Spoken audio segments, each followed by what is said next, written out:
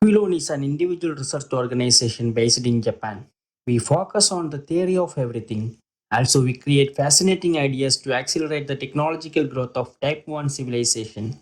We are creating favorable conditions for the human society to enter the next stage of evolution. In all our videos, you can find some interestingly new ideas.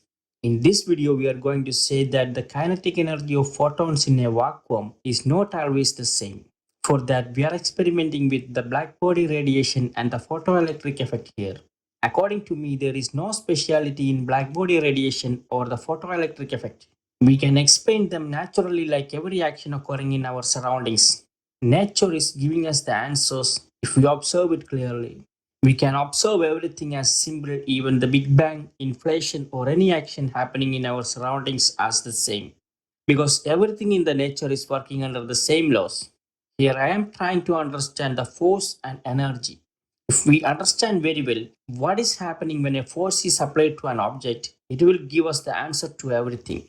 We are categorizing energy as kinetic energy and potential energy. But we know that matter is also energy and we can call it stored energy. Normally, we can say that an atom or a particle always seems to be in an equilibrium state. Kinetic energy or potential energy of an object will not change the equilibrium of the system because it is not mingling with the stored energy in it. A single photon doesn't have a rest mass, but it can show gravity and it can add a mass to a system. I am trying to make a better explanation for our present concepts about energy with my observation of our surroundings. We are having the very best equations for energy. E is equal to mc square and E is equal to hf.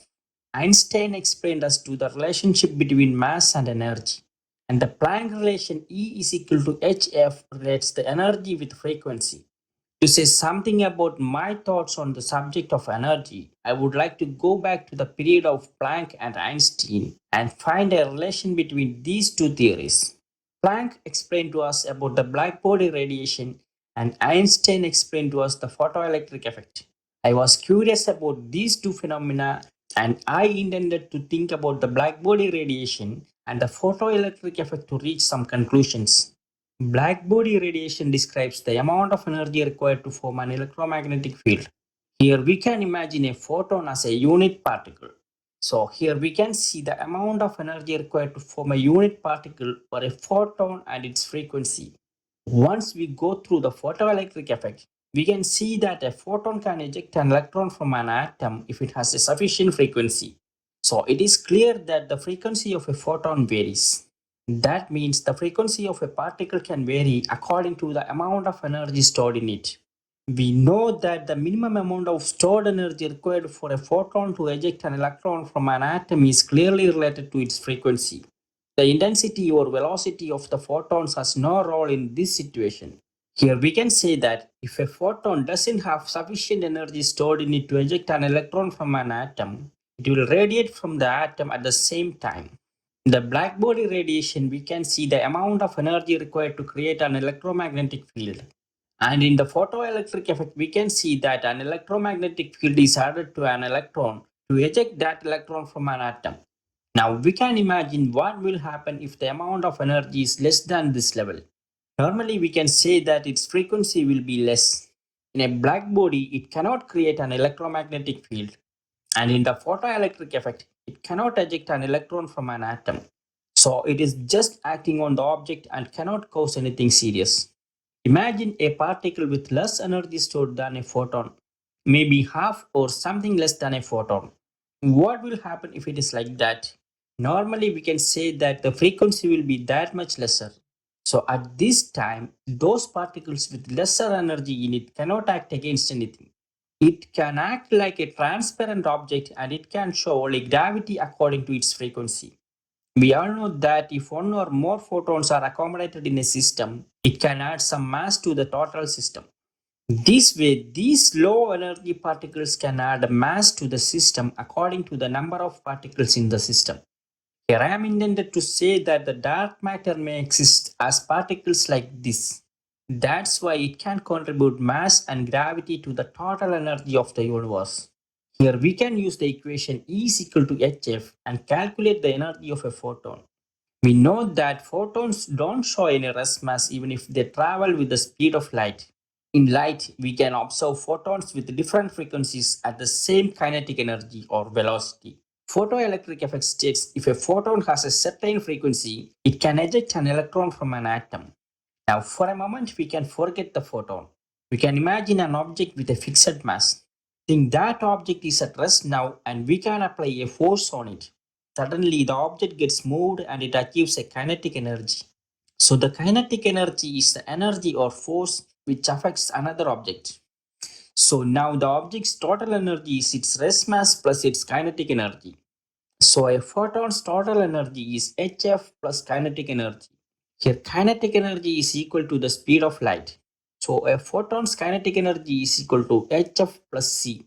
We can see that the kinetic energy is not adding with the object's rest mass. So, it can leave the object at any time. Now, we can check the momentum of an object. Imagine an object with a mass 5 kg and velocity 8 meter per second. We can calculate the momentum of the object as 40 Newton second and kinetic energy as 160 Newton. Now we can increase the velocity of the object as 10 meter per second. Again, we can measure the momentum as 50 Newton second and kinetic energy as 250 Newton. Now I am increasing the mass of the object as 10 kilogram and keeping the velocity as 8 meter per second. And I calculate the momentum as 80 Newton second and kinetic energy as 320 Newton. By this example, I would like to explain the kinetic energy of a photon. So if I increase the mass or velocity, it will increase the momentum and kinetic energy. Now we will see what is happening here. An object at a mass and a velocity have its momentum. To change the velocity of the object, I have to increase or decrease the applied force or kinetic energy. If I change the mass and need to keep the same velocity, I have to change the applied force. If I increase the mass and the applied force or kinetic energy keeps the same as before, the object will have a less velocity than previous and the momentum remains the same. So momentum is property of the external force which is acting on the object. Our momentum will be decided by the applied force. So kinetic energy or momentum will not affect the equilibrium of the system, and so it will never make any change on the physical body except the motion. We can see that if we increase the mass of the object and keep the kinetic energy as the same, it will decrease the velocity only. Here we can see that the energy is affecting on the object in two different ways, like permanently and temporarily like a force. What I mean by a permanent energy is the energy which an object can absorb in it. Electrons absorb photons in the photoelectric effect is an example. The temporary energy or force is the form of energy like kinetic energy or potential energy, which is only added to the object or a system for a while. Here I can show an example and I think it will give us a clear idea about kinetic energy. I need to stick two wooden pieces with a nail. So I hit the nail with a hammer and the nail will penetrate into the woods. Here I am applying a force on the nail. The work is done by me because I give a kinetic energy to the hammer. We are sure that the work is done and we get the result. Kinetic energy will not rest with the nail after it penetrates into the wood. It is liberating from the nail. Here I already release a force and it is transferred to the nail and I get the result. So the applied force must have to conserve in the nail and its mass have to increase. But it is not happening here. So kinetic energy is added to the nail temporarily and after that it is released from the object. To explain this, we can think of the photoelectric effect or blackbody radiation. During photoelectric effect, when an electron is absorbing a photon, the absorbed photon will add a mass to the electron. We know that photons are moving at the speed of light and have no rest mass. The kinetic energy of photon will be added to the electron's kinetic energy and allow the electrons to eject from an atom. We can call it as the work function. Here we can see two different actions. One, energy is acting on energy. Two, force is acting on force. Energy is acting on energy. The electron is absorbing the amount of stored energy in the photon. Kinetic energy of the photon is adding to the kinetic energy of electron. It is the time to think about the kinetic energy of a photon. As I said in the example above, velocity of the moving object is related with the rest mass of the object and its kinetic energy. If we consider a photon, it has no rest mass. We have no doubts that a photon has its own energy in it. So we have to work with the amount of stored energy in it because mass is also a form of energy. Energy of a photon is directly related to its frequency, and we know that energy of a photon E is equal to hf. The same equation we can write as E is equal to hc by lambda. Here h is Planck constant, c is speed of light, and lambda is the wavelength. Here lambda is the only variable in this equation. So variations in lambda will make changes in the amount of energy stored in a photon. So the frequency of a photon is directly related to the stored energy of a photon. We have no doubts that the amount of stored energy in photons varies. Now we can imagine two photons X and Y releasing from the sun, and the amount of stored energy in these two are different. We can say the energy in X is greater than Y. Now we can say that they are having same kinetic energy. The velocity of these two photons must be different at this time. Here kinetic energy is acting on an object. We know the velocity of a photon v is equal to f lambda. Here velocity of a photon is velocity of light. Here velocity or kinetic energy of a photon is the velocity of light c is a constant. If kinetic energy remains as a constant, each photon must carry the same amount of energy in it. But it is not true here. So each photon has a different velocity according to the energy stored in it. All these things are well explained in our book Key to the Secrets of the Universe. There we are explaining the universe from the beginning stage.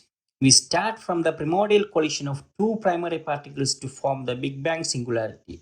Also, we are discussing many other issues in physics in that book. This is a simple book written in a way that everybody can understand the whole universe. Also, you can visit our website for more information, or you can watch our other videos to get a better idea. All the links are in the description box. Thank you for watching our video.